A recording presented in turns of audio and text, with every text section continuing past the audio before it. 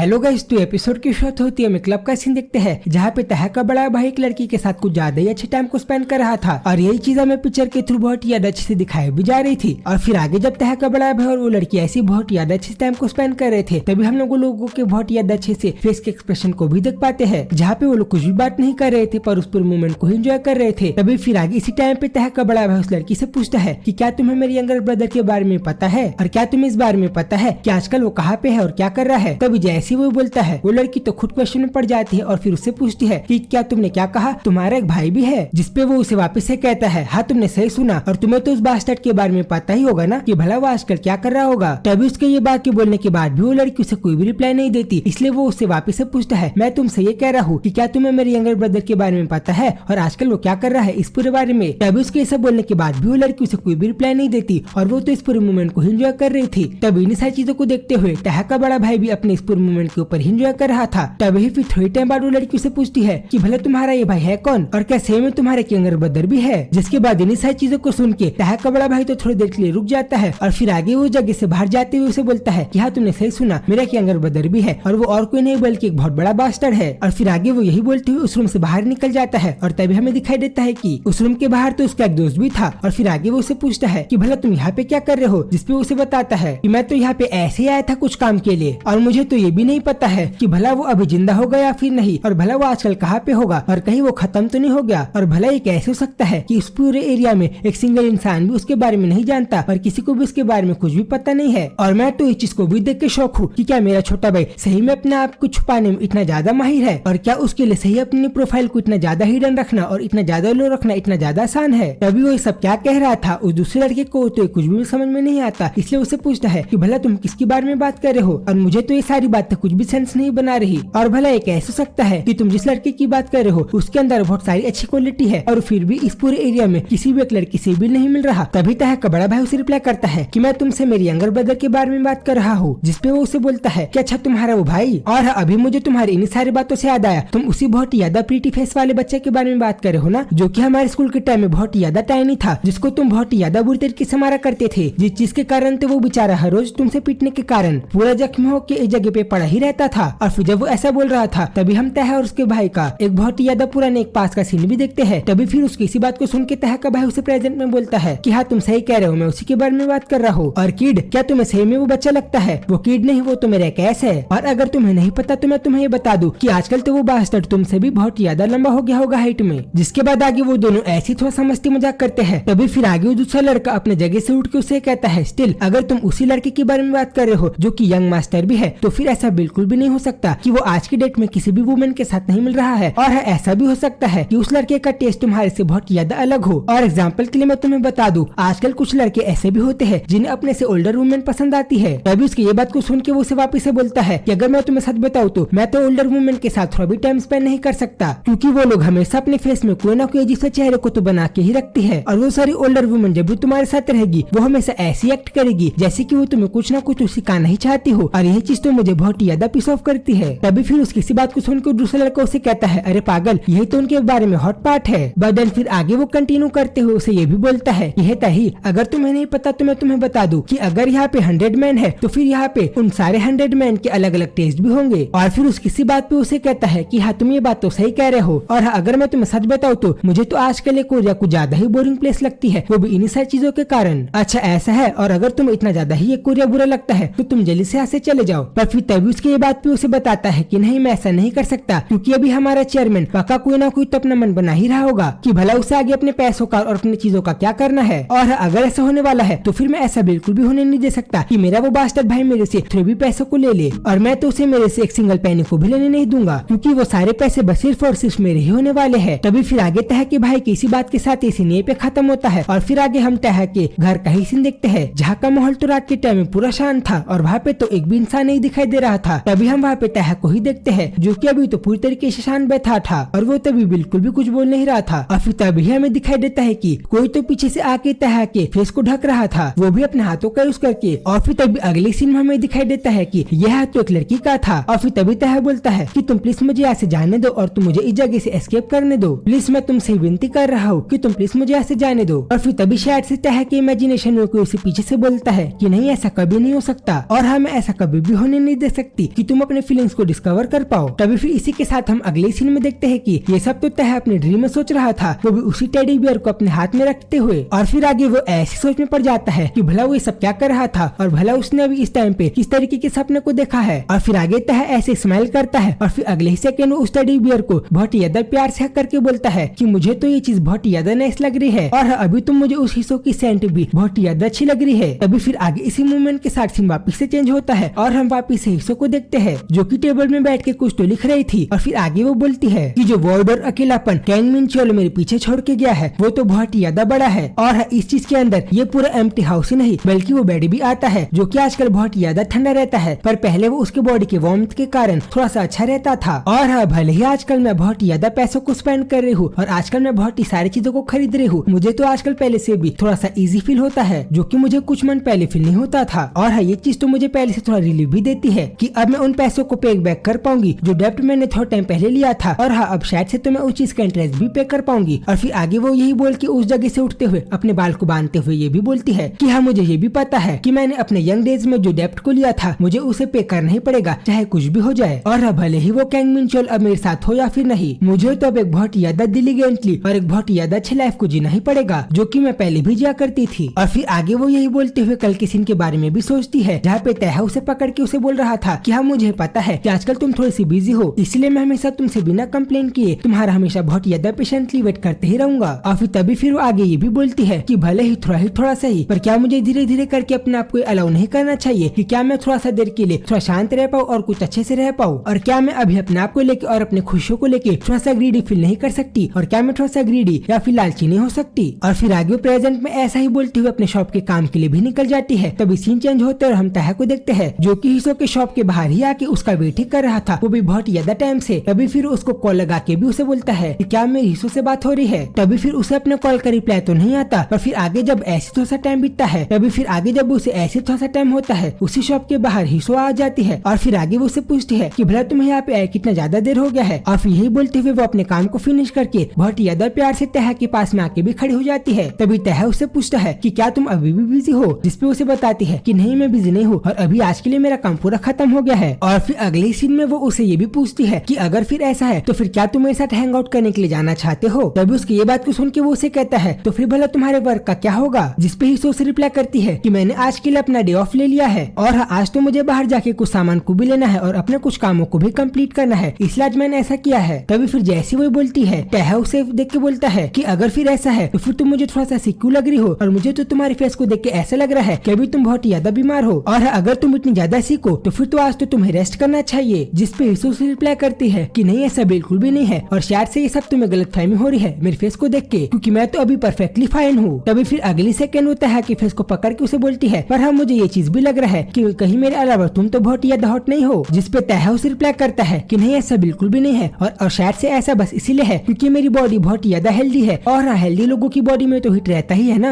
जिसपे वो उसे वापस से बोलती है कि तुम कहीं ये सब मुझसे मजाक तो नहीं कर रहे और कहीं तुम मुझसे झूठ तो नहीं बोल रहे। जिसपे तह उसे वापस से बोलता है कि नहीं मैं तुम्हें बिल्कुल भी झूठ नहीं बोल रहा। और फिर आगे जब वो लोगों की बात ऐसी हो जाती है तभी तह तो अपने मन में ये भी सोचती है कि मैंने इसे हैंग आउट के लिए बोल तो दिया है, पर हाँ आजकल के लिए तो ये लड़के कहाँ हैंग आउट करने के लिए जाते हैं और ये लोग क्या करते हैं मुझे तो इस बारे में कुछ भी नहीं पता है, क्योंकि मेरे टाइम पे तो मैं किरियोके, आर्केड और स्कूल के प्लेग्राउंड और या फिर म्यूचुअल के घर के अंदर ही जाती थी। और हाँ मुझे तो मेरे पास के 10 सालों की बस यही मेमोरी याद है जहाँ पे मैं हैंग आउट क्या करती थी। और फिर इन सारी चीजों को सोचते हुए वो तह के साथ हैंग आउट करने के लिए थोड़ा सा आगे चलने लगती है। और फिर आगे वो उसे ये भी पूछती है कि क्या कोई यहाँ पे ऐसी चीज है जो कि तुम करना चाहते हो। तभी उसकी ये बात को सुन के तह उसे बोलता है कि अगर ऐसी कोई चीज मेरे मन में होगी भी तो फिर क्या तुम वो चीज को मेरे लिए पक्का करोगी। हिस्सों से रिप्लाई करती है हाँ मैं जरूर उसे करूंगी। तभी जैसे वो बोलती है पहले तो तह उसे थोड़ी देर के लिए शांति से देखने लग जाता है और फिर आगे उसे बोलता है कि अगर तो फिर ऐसा है और तुम मेरी बात को मारने के लिए रेडी हो तो फिर मुझे ये चीज बहुत ज्यादा अच्छे से पता है कि भला मुझे आज के लिए क्या काम करना है। और फिर यही बोलते हुए वो बहुत ही ज्यादा प्यार से हिस्सों के हाथ को भी पकड़ लेता है। और फिर अगले सेकंड वो उसे ये भी बोलता है कि तुम इस बात को याद रखना कि तुम आगे थोड़ी टाइम बाद अपने इस बात से और अपने इस प्रॉमिस से बिल्कुल भी पलट नहीं सकती और तुम्हें अपनी बात पे अड़े ही रहना पड़ेगा। और फिर आगे वो लोग ऐसे ही बात करते हुए कहीं पे चले जाते हैं जहाँ पे हमें बहुत सारी लड़कियां दिखाई देती है जो कि कुछ ना कुछ तो गर्ल्स के सामान को टेस्ट कर रही थी। तभी फिर जैसे ही तह वो लोगों के साइड से गुजरता है एक लड़की का नजर उस पर ही जाता है और तभी वो सोच में भी पड़ जाती है कि भला मेरे पास ये अचानक से इतनी बड़ी दीवार कैसे खड़ी हो गई है। पर फिर जैसे उसे पूरी तरीके से तह दिखाई देता है वो लड़की तो खुद बहुत ज्यादा ब्लश करने लग जाती है और उसने तो बस तह को एक सेकंड के लिए देखा था, पर वो सारी लड़की लोग तो तहा को बस इतने से में देख के ही पूरी तरीके से ब्लश करने लगी थी और वो लोग तो बहुत ज्यादा शर्माने लग गई थी। बट फिर तभी आगे हमें देखते हैं कि तहा ने तो हिसो को पकड़ के अपने साथ एक पर्दे के पीछे ले जा लिया था और जब वो ऐसा ही कर रहा था तभी वो लड़के पीछे से बोलती है कि क्या तुम लोगों ने उस लड़के को देखा, सीरियसली वो तो कुछ ज्यादा ही अच्छा है। तभी फिर आगे एक लड़की तो ये भी बोलती है कि तुम सारे लोग जल्दी हरी करो और उस लड़के का नंबर लेके आओ। तभी दूसरी लड़की रिप्लाई करती है, हाँ मैं इसको तो करना चाहती हूँ, पर क्या तुमने देखा नहीं उस लड़के के साइड में तो एक दूसरी वुमेन थी। और फिर अगले सीन में हमें देखते हैं कि तहा और हिसो को जिस जगह में आना था वो लोग वहाँ पे आ गए थे और फिर आगे वो लोगों इसी सीन के साथ चैप्टर पे खत्म होता है। और अब आगे वो लोग यहाँ पे क्या करने के लिए आए हैं और अब आगे स्टोरी में क्या होगा इसी चीज को हम लोग नेक्स्ट एपिसोड में देखेंगे। तो गाइस उसी वीडियो को देखने के लिए आप लोग इस चैनल को सब्सक्राइब कर दो। तो फिर जल्दी मिलूंगा उसी वीडियो में, तब तक के लिए बाय बाय।